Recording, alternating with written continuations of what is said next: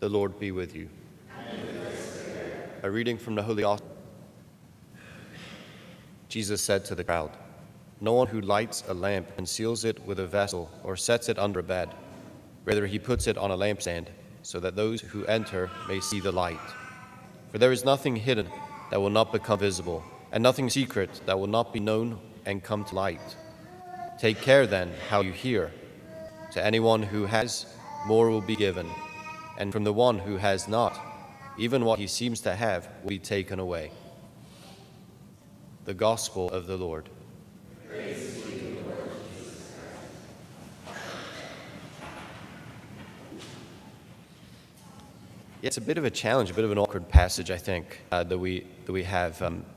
Connecting it with the passage that we hear immediately previous to this, the one with the sowing of the seeds and Jesus talking about a fruitful sowing, as it were, bearing fruit. I think we can start to make some sense out of what Jesus is talking about here. I think the main thrust of the passage has to be that God is doing something in this, Jesus' new Israel movement that he wants to radiate out to the entire world. And so we have to see Jesus at the very center, even of this, light, the lamp being lit and not concealed with a vessel, not set under a bed, rather put on a lampstand so that those who enter may see the light. We usually, I think, hear this kind of talk from Jesus as like, okay, well, I have something to offer, and I ought to offer it.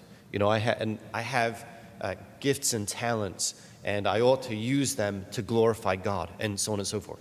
I'd say there's something very good about that. Of course, everything you have and everything you are is given to you by God for His purposes.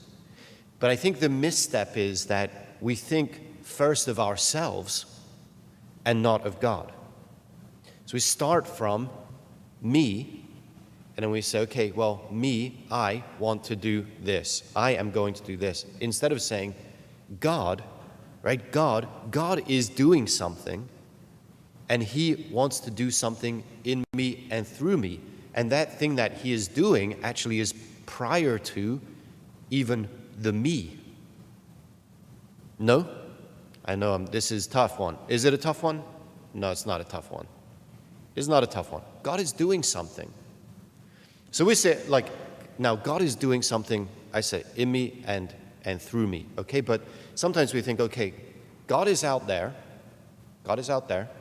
and He's doing something good out there, and then I'm going to bring myself into that, and I'm going to do something good for God. Yeah, not exactly. Right? God Himself is pouring Himself out. God Himself is summoning us. Right? He's the one who's calling us. Sometimes I will say blind. Right? Because in this sense, I don't know how many of you thought that this very day, or these past weeks or months or whatever, you would be experiencing in the faith what you are experiencing. That, I don't know, weeks or months, maybe it's even just the past few years, right? Because how long have we been at this for? I mean, some of us very short period of time, but some of us decades, right? And it's like, when I said yes decades ago, did I ever think that I would be where I am today? Right? I didn't. I probably would have said no decades ago. I would have said, no, I'm not going to do that. No, I tried, but he's very is persuasive. So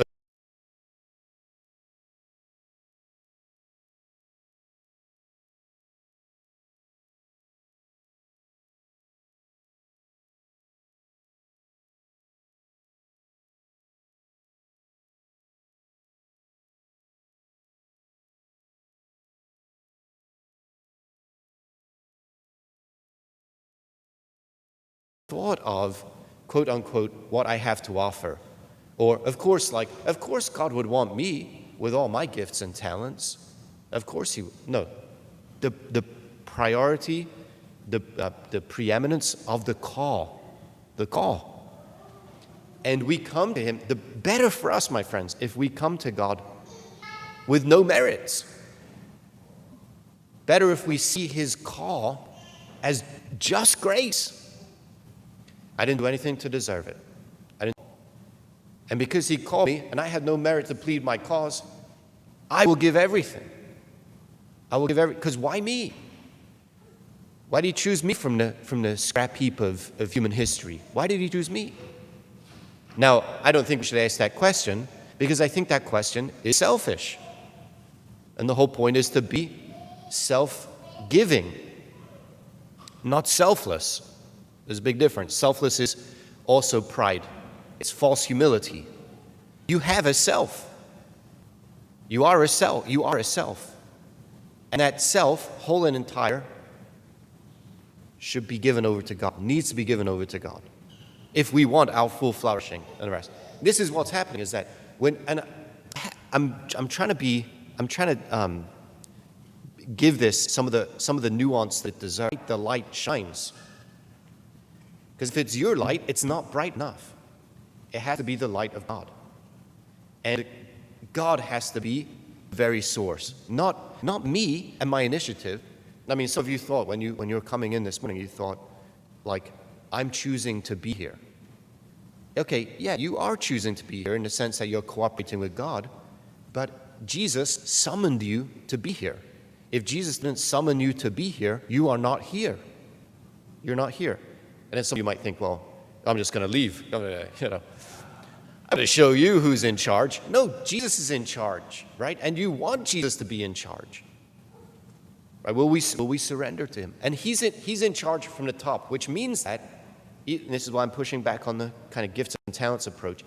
If we think that we have something to offer, and so we will come into God's service because we have something to offer, then we're focused on what we have to offer.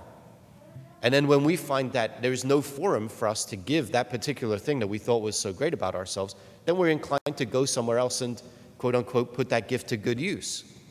That's nonsense. Maybe God wants to summon you and have you in a place where you're not using what you think is the best thing about you. That's his call. That's not our call. And if we will willingly give up even what we think he's given us so that we can live totally for him and his purposes, all the better for it. But in the end, my friends, it's all about him. Our whole life has to be about Jesus. Our entire life. And he gets to determine the course of our life. We're here. My friends, we're blessed. We're blessed to be here. Jesus has summoned us into his new Israel movement. He's summoned us into the movement that will give life to the world, that will give life and light and bring his healing love and his restorative justice to the world. He wants to raise up his fallen world, and he has summoned you to do it. What's better than that? I know, don't get afraid and run away, right? But this is, what's better than that? And what's better than that is that he hasn't simply called you into his service there. He's also equipping you to do what it is you need to do. Just bring his love to life in the world. That's God. That's God. We're not doing that of our own strength. If we were doing it of our own strength, we could walk away. If I set out to enact an agenda to bring healing and restoration to the world, and it was my agenda, and I ran into difficulty or hardship, whatever, or I was tempted to be distracted by comfort and pleasure, then I'd be off the rails all the time. And you know what? It wouldn't much matter. But this is God's agenda to bring healing to his world. It's God's agenda to bring his kingdom of holiness and justice to the world. It's his agenda. And he has called us. We've said yes. Even if we didn't have perfect knowledge, he's called us. We've said yes. And now he's equipping us to do it. That means we can't back down. We can't turn around and go the other way. We can't leave a stone unturned. I don't know why I'm using all stupid idioms, but we need to persevere. We persevere in the call. And there's nothing at all that prevent us, except for our own backing down. And this is martyrdom, right? This is why we celebrate the martyrs. You know, St. Andrew, whose feast we celebrate today, said, you know, what good is it to be called Christians in name only? We need to be Christians. What does it mean to be Christians? But Jesus is first. Jesus is first. And then I'm responding to him. I'm going where he's calling me. I'm trusting him to provide what I need to persevere in the life of faith that he has called me to persevere in a life of love that he enables me to live by faith. But it's all Jesus. Jesus, he's summoned us. He's called us. We've said yes. He's equipping us and sending us to where we need to be in order to bring God's love to life today. My friends, that's our entire life. That's the light that needs to go out to the world. And by cooperating with him today, we can be part of this light-bringing mission.